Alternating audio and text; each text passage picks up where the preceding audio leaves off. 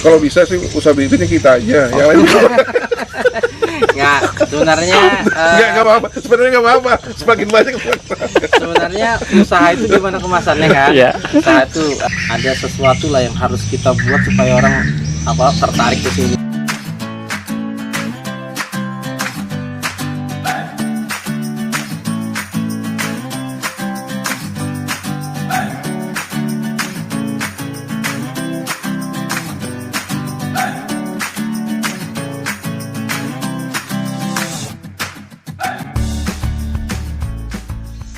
Awalnya ini dari pandemi tahun lalu itu di 2019, cuman kita kan kena di 2020 ya. 2020 awalnya, terus semua usaha waktu itu kan pada down semua. Saya coba cari peluang apa yang bikin orang bisa tetap ada kegiatan di suasana pandemi. Nah, waktu itu saya coba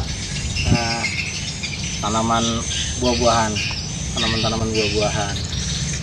responnya bagus. Yang tadinya mereka bingung mau berbuat apa di rumah, dengan adanya kegiatan bercocok tanam itu menambah gairah dari orang-orang yang terkena dampak dari pandemi yang stay at home waktu itu kan di rumah. Kalau berjalannya mungkin hampir 1 tahun ya. Maret nanti tanggal 17 itu 1 tahun. Sebelumnya sebenarnya ide ini memang dari Mas Robi. Ini kebetulan Mas Robi rekan teman dari sejak kecil, masih di asrama sama-sama anak kolong kami kan. Tapi ini ayo Ri, udah kita gabung aja. Ya udah, oke lah dilanjuti gitu. Nah, prinsipnya sebenarnya Pondok Bibit atau brandnya Pondok Bibit ini sudah dibentuk sama Mas Robi lebih dulu di Maret. Saya bergabung, diajak itu di bulan Julinya sampai dengan saat ini gitu. Yang pertama kita punya 3 kapling. Satu kapling dulu ini pendahuluan nih. Satu kapling. Terus karena permintaan lumayan ya, sudah ada. Nambah itu di Murni Tanaman itu Mas. Iya. Kami Mas Robi lobby kebetulan dapat pinjaman tanah depan itu ada 3 kapling yang pinjam.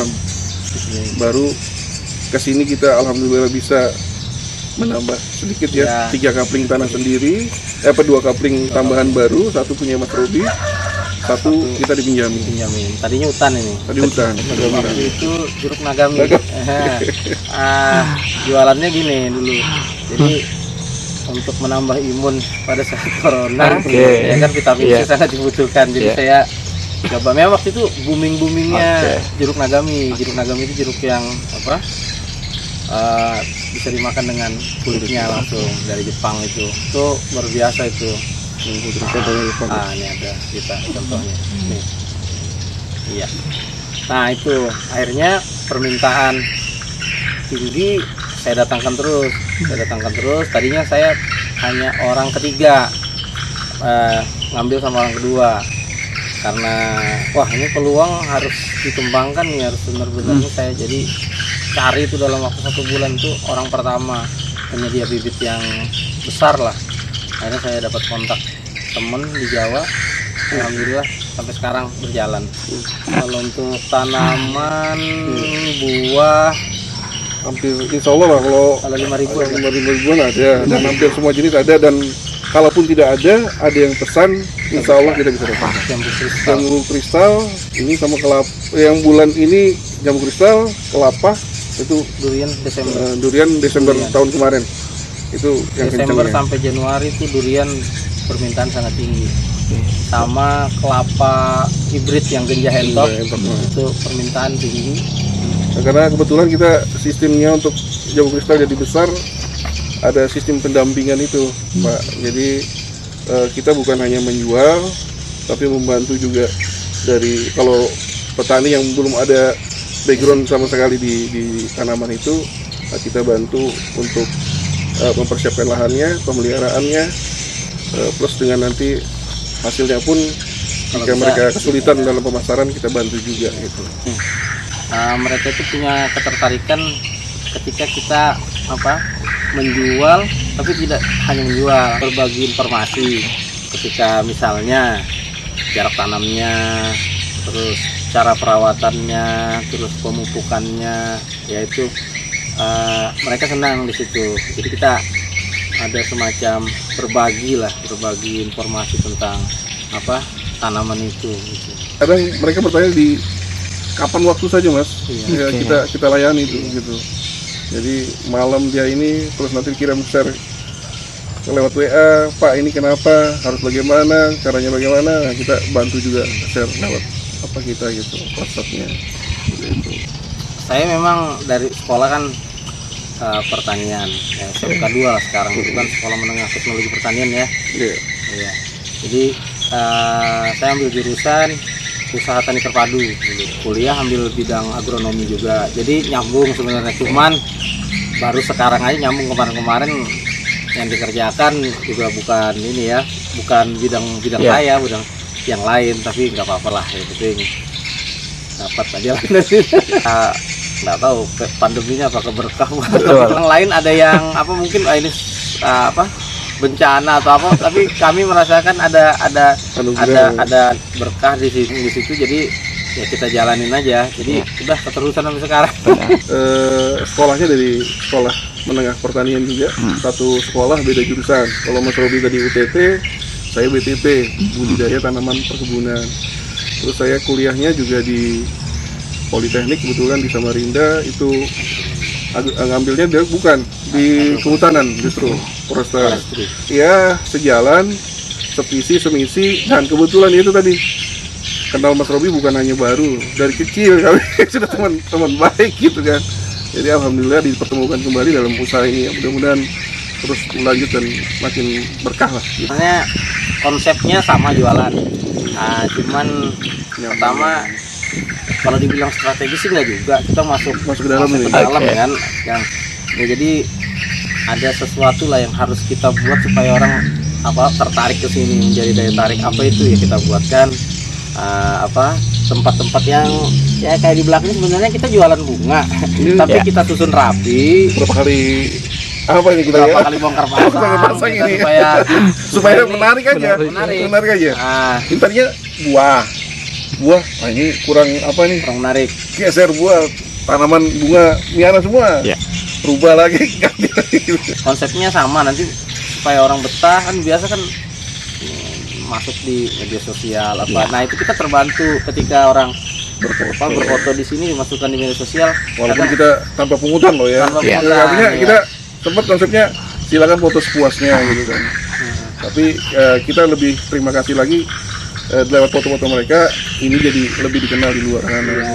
Jadi kita dapat media promo gratis kan. Jadi tren di media sosial karena mereka datang ke sini foto-foto, walaupun nggak beli nggak apa-apa, yang penting kita sudah dapat nilai tambah dari post mereka, postingan mereka di media sosial itu.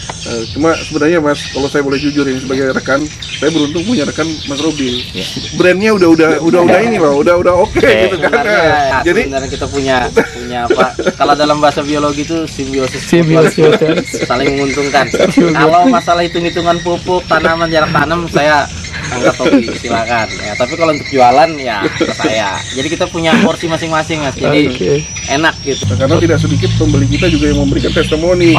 Pada saat memberikan sesuatu yang jadi puasnya luar biasa kita. Pak, ini tanaman kita yang beli di sini udah berbuah loh. Oh itu senangnya luar biasa kita. Gitu.